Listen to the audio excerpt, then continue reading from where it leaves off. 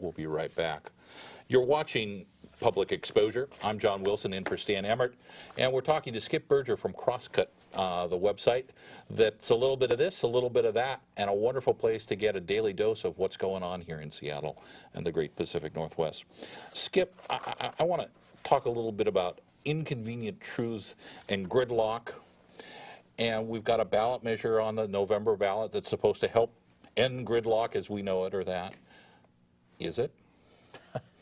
Well, you know, we have sort of at least two measures that are kind of on a collision course, in the sense that you have the sound transit, you know, next phase, which some people felt that, you know, it oughtn't be on the ballot this time, but the sense was, well, the public is ready for it. The public consistently polls and says they want rail.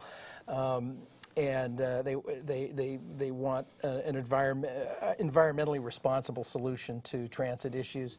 And I think the thought was $4 gasoline, it'll be a no-brainer. People will be desperate and they'll vote for the next phase of Sound Transit. On the other hand, you have Tim Eyman coming along with his initiative, which is really about easing traffic congestion. It's actually very... Can't we pass an initiative to ease him out of the state? You know, I mean, in some ways, Tim has off and on been our de facto governor for a long time, you know. Even the legislature passes his laws when the courts knock him down now. So, you know, he's one of these guys people love to hate, but he's actually very effective. Do you think, is it a case that when it comes to mass rail transit, is that simply an option that has sort of passed this region by? You know, the argument is you get argument on both sides of that. I mean, a lot of people say, you know, building rail is correcting a mistake, that we should have built rail back in the 60s when we first considered it, and it's never going to get any easier, so bite the bullet, do it now, and let's finally get it done. Every urban area has a rail system, a sophisticated rail system like this.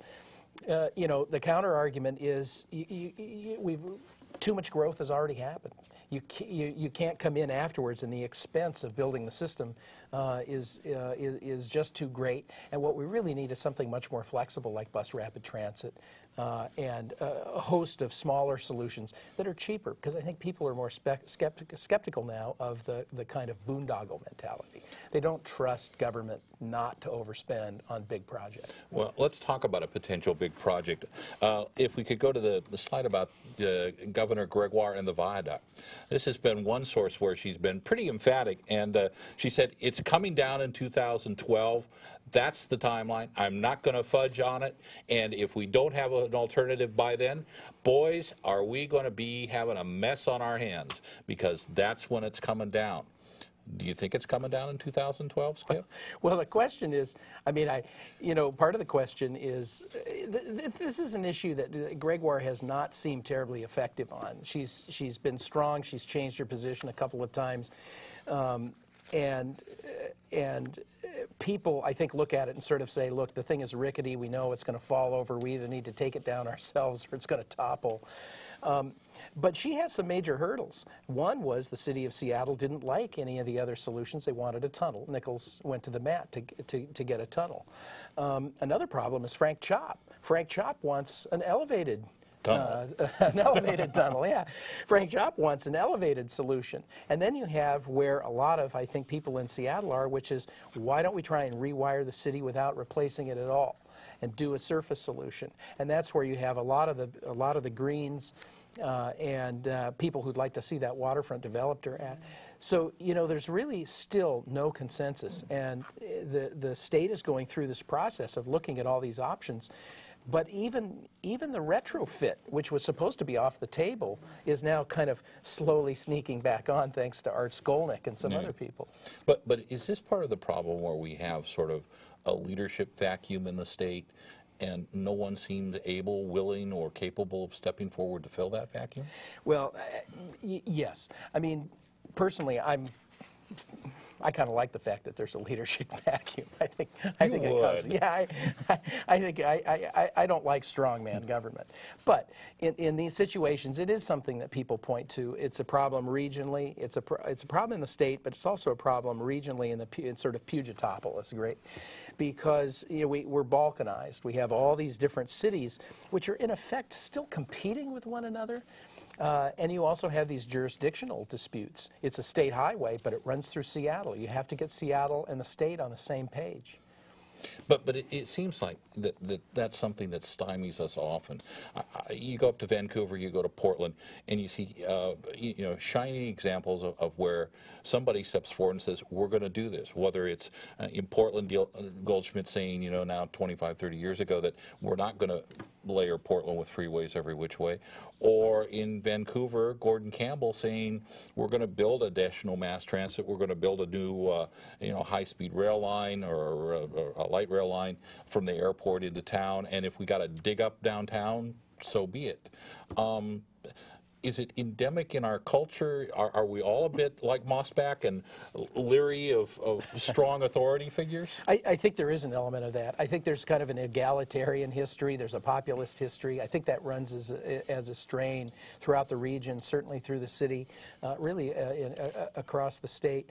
So I think that's part of it. I think another part of it is we don't have the money that we used to have. I mean, it used to be that you could get Warren G. Magnuson in the U.S. Senate. He was our Ted Stevens, Maggie could write. Went to Sarah Palin. That's right. She's got. I mean, it used to be that he could, he could get the feds to write a check for I-90 with a lid on it. He could get it at the West Seattle Bridge replacement. The feds paid for most of that. That's, for one thing, that's not happening. So people are feeling the hit on their pocketbooks with property taxes, perhaps tolls, and gas taxes and other things, and that sort of hits home. And I think one thing our leaders haven't done is articulate the art of the possible and affordable and sensible. I think there's a sense that, like with nickels in the tunnel, it's always the multi-billion-dollar solution. What about the other things that are cheaper and creative? Yeah, the sort of, we got a gold-plated or it just isn't worth doing. Right, exactly. Let's talk a little bit about the private sector, and I'd like to go and talk about Bill Gates and Warren Buffett, if we could. You had a piece a while back, I think actually while you were still with the Weekly, about how while Gates had managed to own just about everything on the monopoly board from Boardwalk Park Place and everything near Baltic Avenue, he somehow transcended his nerdency. I think that might be my word. That's rather a great than your, word. And he's now off at the foundation full time, doing some remarkable things. How'd that happen? It's really interesting. I mean, you and I were both at Eastside Week covering Microsoft in the early '90s, and there was the big rap against Bill Gates at that time was, well, he's the richest man in America, but he's not doing anything charitable. And that was a big criticism. He said, well, at some point I'm going to leave the company and I'm going to do these charitable works, but it'll just take time. He made good on that promise, and he's doing it on a scale I don't think anybody imagined. And I think in terms of what he's attempting to do, I think it's really extraordinary, simply because he's trying to tackle these systemic problems like disease in Africa and other parts of the world that have always just been seen as insoluble. And, I think that's commendable and, I guess a good use for all those profits. In a week where we've seen Wall Street become a wild roller coaster ride, is he somehow, does this also represent a sort of unique Northwest phenomena that he decided not to get rich quick?